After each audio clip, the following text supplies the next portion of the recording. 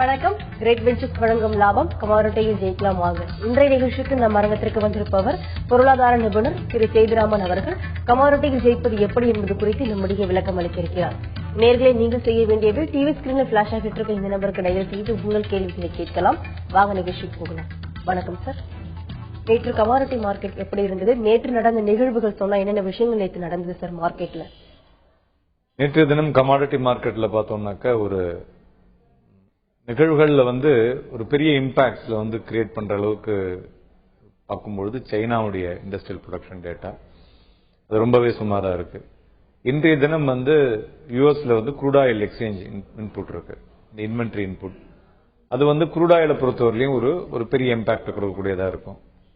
இதை தவிர லோக்கலா நமக்கு இந்திய பொருளாதாரத்தில் பார்க்கும்பொழுது நம்மளுடைய ரிசல்ட்ஸ் கருத்து கணிப்புகள் அது என்டிஏவினுடைய இம்பாக்ட் கொடுக்கறது ஒண்ணு. ரெண்டாவது ஒரு ஸ்ட்ராங் கவர்மெண்ட் வித் நம்மளுடைய டாலருடைய ருப்பினுடைய ஸ்ட்ரெங்தன் ஆகுது, டாலர் வீக் ஆகும்போது அதனுடைய இம்பாக்ட். இது ரெண்டும் கண்டிப்பா கமாடிட்டி மார்க்கெட்ல ஒரு திசை திருப்பக்கூடும் என்ற எதிர்பார்ப்பும் இருக்கு. சார், நீங்க சொன்னீங்க ஒரு ஸ்ட்ரென்தனான ஒரு கவர்மெண்ட் வரப்போகுது அப்படின்னு சொன்னீங்க. அது வரச்ச ருபி ஸ்ட்ரென்தன் ஆயிருக்கு. அதே சமயத்துல கோல்டு இப்ப ரிலீஸ் ஆயிருக்கு. இதே நிலை இப்ப நீடிக்குமா சார்? தொடர்ந்து வர வாய்ப்புகள் இருக்கா? அதாவது கோல்டு எடுத்தோம்னு வச்சுங்களேன், இப்ப நம்ம ரெண்டு விதமா பார்க்கணும். ஒன்னு fundamentally how to see, next one is on technicals. டெக்னிக்கல்ஸா பார்க்கும் பொழுது ஒரு மாதிரி அந்த ஒரு புல்லிஷ் சப்போர்ட் அந்த ஜோன்ல இருக்குன்னு சொல்லலாம். ஆனா ஃபண்டமெண்டலா பார்த்தோம்னா இங்க லோக்கலா strong government, rupee is strengthening. So அதே மாதிரி அந்த பக்கம் சைனால பாத்தீங்கன்னா கோல்டு இம்போர்ட் குறைஞ்சிருக்கு. அங்க யுவன் வீக்கனிங் ஆகுது. சோ அதனால அவங்களும் என்னென்ன மாதிரியான ஒரு சிச்சுவேஷன் எடுக்கலாம் அப்படிங்கறத பாத்துட்டு இருக்காங்க. சோ இவை எல்லாம் சேர்ந்து பார்க்கும் பொழுது ஒரு பக்கம் டெக்னிக்கலா நம்ம பார்த்தாலும் அதனுடைய பிசிக்கலா அந்த ஆக்டிவிட்டிஸ் பார்க்கும் பொழுது கோல்டுல வீக்னஸ் வரக்கூடிய வாய்ப்புகள் தான் அதிகமா தெரியுது. இந்த சமயத்துல கோல்டு மீதான நம்ம கோல்ட்ல இம்போர்ட் பண்ணலாம், அதாவது இப்போ ட்ரேட் பண்ணலாமா சார்? கோல்ட்ல இப்ப சரியான நேரம் ஆயுது. கோல்ட்ல ட்ரேட் பண்றதுக்கு சரியான நேரம் தான் அது. அதாவது டெக்னிக்கல்ஸ் கரெக்டா யூஸ் பண்ணி இந்த லெவல்ல பண்ணினாங்க உங்களுக்கு டெய்லியே ஒரு 50ல இருந்து 100 பாயிண்ட் வரலையும் எடுக்கலாம். தொடர்ந்து பேசலாம் சார். சேலத்துல இருந்து ஒரு நேர்ல இருக்காங்க. வணக்கம் செந்தில். வணக்கம் மேடம். சார் வணக்கம் சார். வணக்கம். ஒரு முக்கியமான கொஸ்டின் சார். இப்ப இந்த ஆர்டர் போறது லிமிடேஷன் எவ்வளவு, ஒவ்வொரு லாட்டுக்கும் இவ்வளவுதான் லிமிடேஷன் இருக்கிறப்ப எப்படி சார் ஆபரேட்டர் கால்ஸ் பண்றாங்க? அதே மாதிரி ஒவ்வொரு இண்டிவிஜுவலோட இதுக்கு கையெஸ்ட் எவ்வளவு அதுல இன்வெஸ்ட்மெண்ட் பண்ண முடியும்? இப்ப ஒரு லிமிடேஷன் எல்லாம் இருக்கா?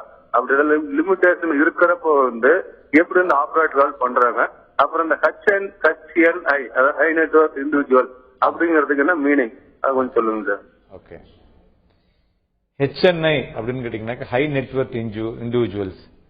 அதுக்கு மேல இப்ப வந்தாச்சுங்க மெகா HNI மாதிரி நிறைய வந்தாச்சு. இப்ப நமக்கு ஷாப்பிங் மால் வந்தது. இப்ப ஷாப்பிங் மாலுக்கு மேல ஃபர்தரா மெகா மால்ஸ் வந்தது.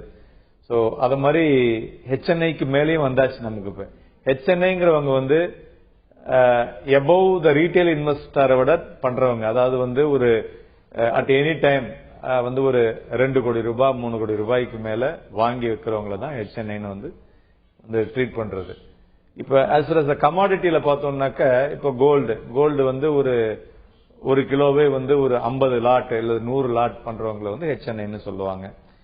இந்த டிஸ்கிரிப்ஷன் நீங்க சொன்னீங்கல்ல, நார்மலா இந்த மார்ஜினை கட்டி பண்ணும் பொழுது நீங்க என்ன மார்ஜின் கொடுக்குறீங்களோ அதை வச்சு அதுக்கு தகுந்த மாதிரி தான் உங்களுக்கு லிமிட் அலோவ் பண்றாங்க.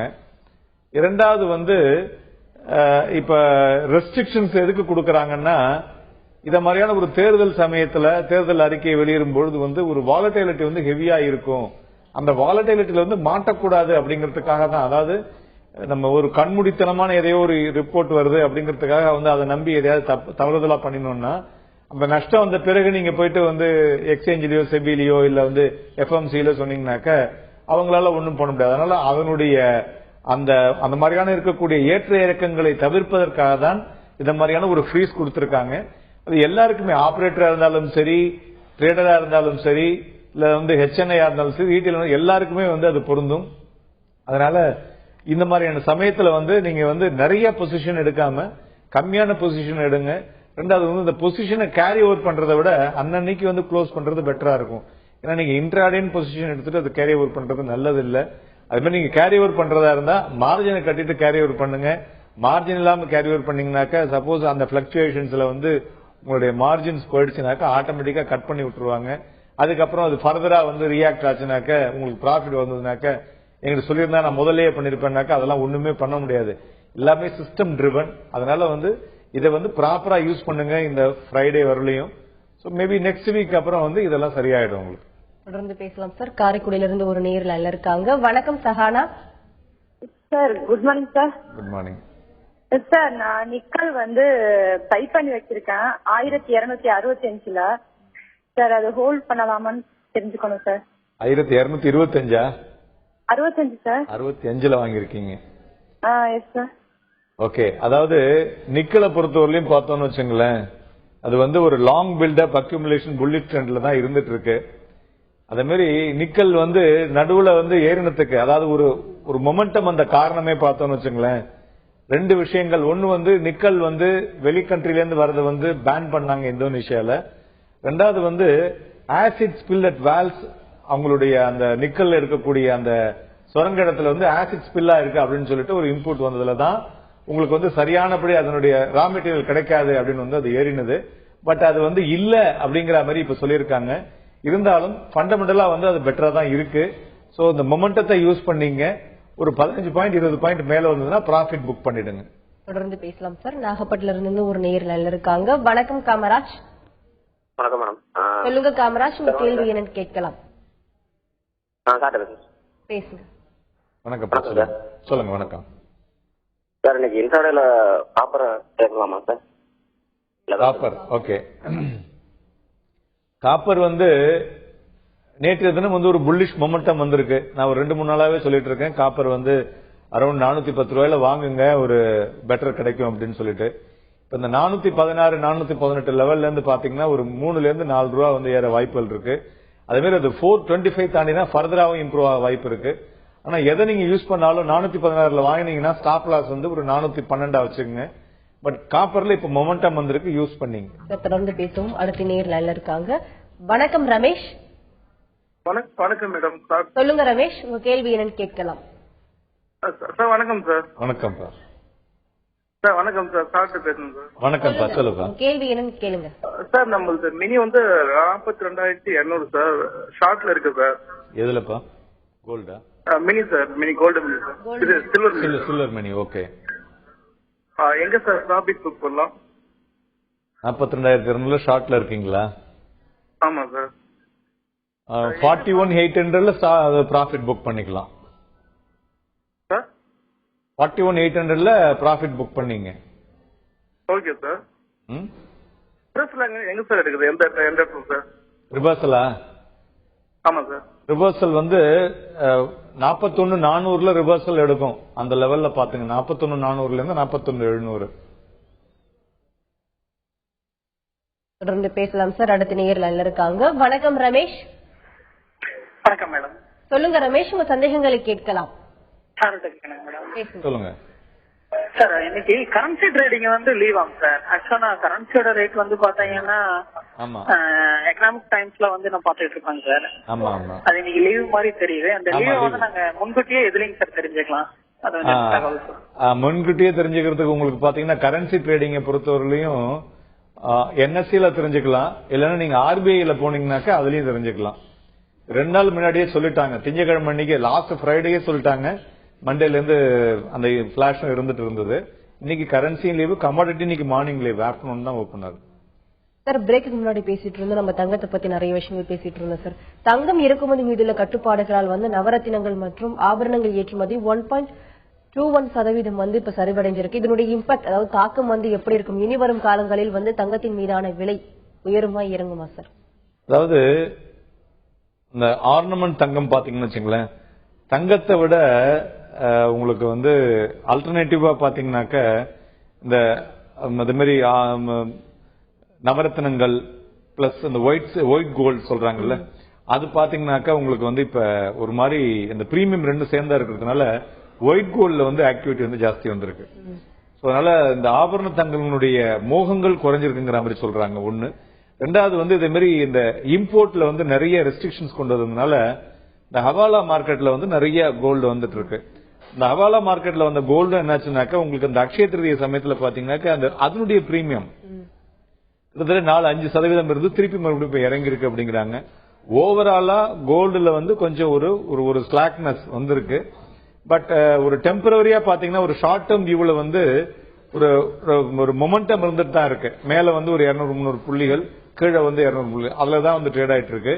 ஒரு கிளாரிட்டி, ஒரு கவர்மெண்ட் வந்த பிறகு என்ன பண்ண போறாங்க, அது மாதிரி நம்மளுடைய ரூபாயினுடைய மதிப்பு ஒரு 59 ரூபாயில நிக்கிறதுன்னு வச்சுங்களேன்.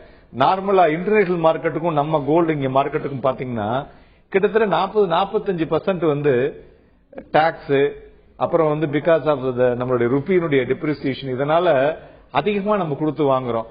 இதெல்லாம் குறைய ஆரம்பிக்கும் போது ஆக்சுவலா அந்த நார்மல் தங்கத்தினுடைய விலையில வந்து அதனுடைய விலை வந்து பெருசா இறங்காது. இந்த அதர் டாக்ஸஸ் இருந்தது குறையும் போது நமக்கு வந்து கம்மியா கிடைக்கிற மாதிரி தெரியுது. அதுல வந்து ஒரு 5% வரலும் இறங்கலாம்னு எதிர்பார்க்கலாம். தொடர்ந்து பேசலாம் சார். அடுத்த நேயர்ல இருக்காங்க. வணக்கம் வெங்கடேஷ். வணக்கம் மேடம். சொல்லுங்க வெங்கடேஷ், உங்க கேள்வி என்னன்னு கேளுங்க. Good morning sir. Good morning. Gold, silver and crude 3 international timings எந்த டைம் ஸ்டார்ட் ஆகுது, எந்த டைம் க்ளோஸ் ஆகுது சார்? அதை பேஸ் பண்ணி நம்ம ட்ரேட் பண்றதுக்கு சௌரியமா இருக்குங்களா சார்? அந்த டைமிங்ஸ் மட்டும் கொஞ்சம் சொன்னீங்கன்னா ஹெல்ப்ஃபுல்லா இருக்கும் sir. Okay. International market timing வந்து நீங்க பாக்குறத விட ஜென்ரலா நம்ம ஊர்ல ஒரு 6 மணின்னு வச்சுங்க, ஈவினிங் 6 o'clock நீங்க எடுத்துட்டீங்கன்னா உங்களுக்கு கரெக்டா இருக்கும். 6 o'clockல இருந்து நைட்டு முடிகிற வரலையும், நம்மளுடைய MCX மார்க்கெட் முடிகிற வரலையும், நம்மளுடைய இங்க லோக்கல் கம்யூனிட்டி மார்க்கெட் முடிகிற வரலையும் நீங்க வந்து அதுல பாக்கலாம். சோ அந்த டயத்தை யூஸ் பண்ணீங்கன்னாக்க உங்களுக்கு அப்பதான் வந்து இந்த ரியல் மொமெண்டம் கோல்டு சில்வர் க்ரூட்ல கிடைக்கும். சோ ஆர் 6:30, பட் நீங்க 6 மணினா ஒரு 5:45 இருந்து உட்காந்தீங்கன்னா தான் அந்த மொமெண்டம் எப்படி இருக்கு, ஓவரால என்ன இன்புட்ஸ் வருது, நம்ம எப்படி வந்து மார்க்கெட்ல வந்து விளையாடணும், அதாவது எப்படி வந்து ஒரு கிரிக்கெட் விளையாடுறது மாதிரி அவங்க பிராக்டிஸ் பண்றாங்களோ அது மாதிரி ஒரு 15-20 மினிட்ஸ் பண்ணி நீங்க பிராக்டிஸ் பண்ணிட்டு இறங்குனீங்கன்னாக்க பெட்டரா இருக்கும். மேலும் பேசலாம் சார். ஈரோட்ல இருந்து ஒரு நேயர் இருக்காங்க. வணக்கம் அப்துல். மேடம் சார் கூட பேசுறேன். சொல்லுங்க மேடம். சொல்லுப்பா சார். நான் சில்வர் மெகா வந்து லாங் போயிருக்கிறேன் 42 ரூபாயில.